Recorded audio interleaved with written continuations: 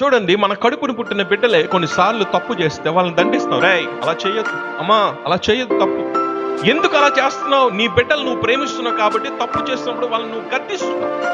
యేసు ప్రభు వారు కూడా కొన్నిసార్లు మన తప్పుత్రాలు వెళ్ళిపోతున్నప్పుడు ఆయన వైపు మళ్లించుకోవడానికి దేవుడు కొన్నిసార్లు కొన్ని పరిస్థితులు మన మీదకి అనుమతిస్తాడు. ఎందుకు? ఆయన వైపు త్రిప్పుకోవడం కోసం, అంతే తప్ప నిన్ను నన్ను ఆయన తృణీకరించట్లేదు. నిన్ను నన్ను ఆయన దూరపరచడానికి కాదు, నిన్నేదో వదిలేయడానికి కాదు. నిన్ను సంపూర్ణ ఈ లోకంలో ఎవ్వరూ ప్రేమించలేనంత ప్రేమతో దేవుడు నిన్ను ప్రేమిస్తున్నాడు.